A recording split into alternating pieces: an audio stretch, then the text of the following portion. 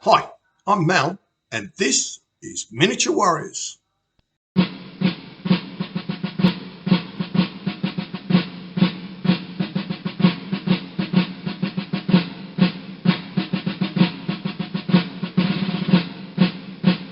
Welcome back to the channel.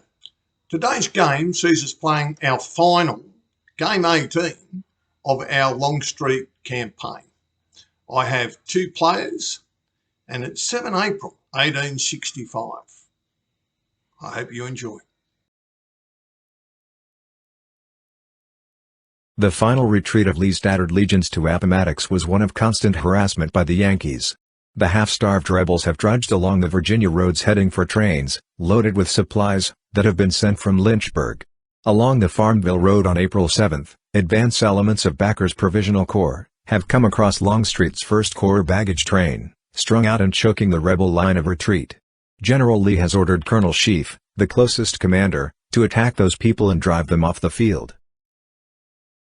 We are looking northeast, as Colonel Sheaffe's 1st Brigade has pushed through the wagon train of the 1st Corps and have deployed line abreast. The leading Yankee elements, of General Backer's 1st Brigade, can be seen on the Farmville Road, just to the north of the Gilman's farm. Backer's division is strung out to the east with two relatively fresh regiments, the 38th and 39th New York, in the van. The last report that had arrived at General Backer's headquarters had reported the rebels south of the Appomattox River, several miles off to the division's left. Much to his surprise, the colonel of the 38th has sent a runner back along the line of march, reporting enemy infantry, in brigade plus strength, forming across his line of march to the west and requesting orders.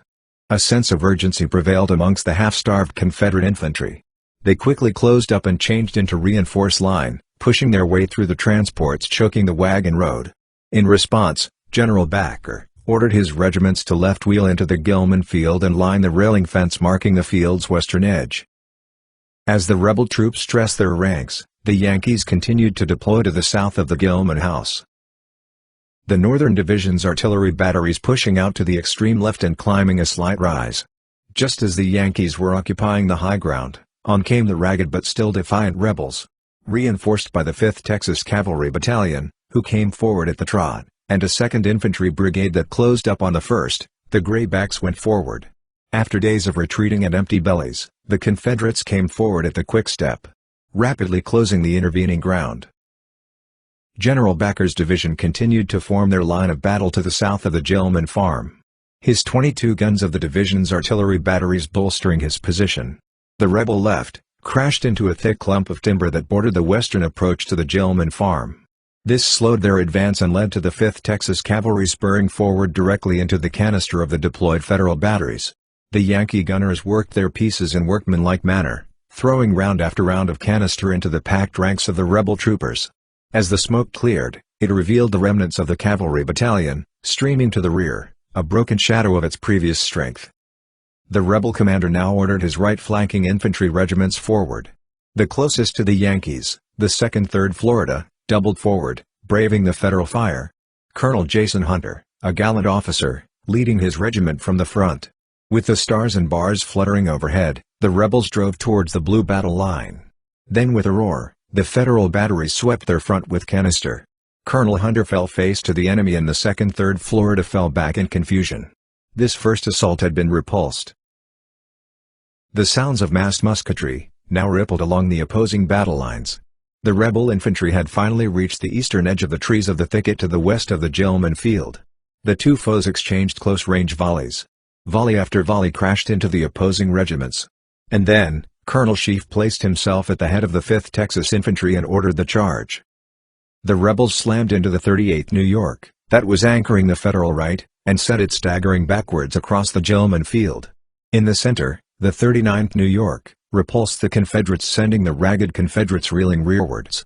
General Backer hurriedly brought up the remaining units of his division and bolstered his flagging line. With the Union line bent backwards, the 39th New York's right flank was exposed. Sheaffe now coordinated a brigade assault against the isolated Yankee regiment. Forward went 3 rebel regiments. A shrill rebel yell splitting the air as the Southern infantry crashed into the Federals. But just as this assault smashed into the 39th, the rallied 38th New York drove into the exposed left flank of the 1st Texas. Confederate casualties were now mounting quickly. The left brigade was still fighting desperately after being repulsed, but fresh Yankee units was making this a one-sided affair, the Rebs being forced to give up yard after yard of blood-soaked ground. On the rebel right, Sheaffe's 2nd Brigade was being torn to pieces by the massed Federal batteries. Realizing that he could not win the day, Sheaffe ordered his tattered, hungry troops to retire. The day was done.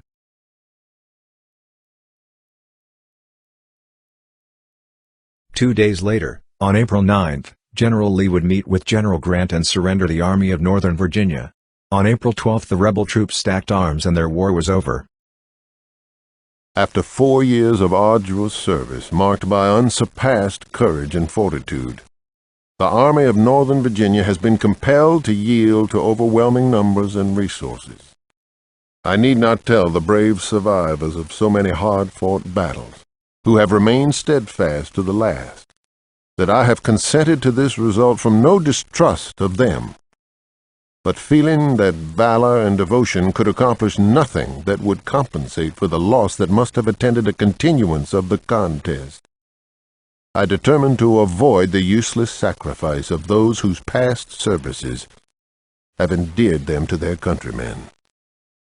Robert E. Lee, April 10, 1865.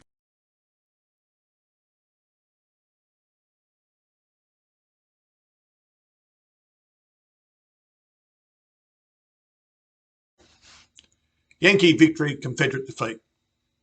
What a great game. The actual winner of our 14 months campaign was determined on the last turn of the card here today. Coming into the battle, General Backer was 1 point behind General Hislop, who had played his last game in Game 17, and Sheaffe was 3 points behind General Backer. Now, in the campaign system, you get 2 points for a loss, 3 points for a win, and then additional points if your command does epic things on the table. Win melees, repulse the enemy. There's a whole lot of stuff that fits into the campaign game that's written by Sam Mustafa that generates these epic points. But anyway, General Backer won the campaign. Thank you for joining me on this journey, and I look forward to your company on future projects.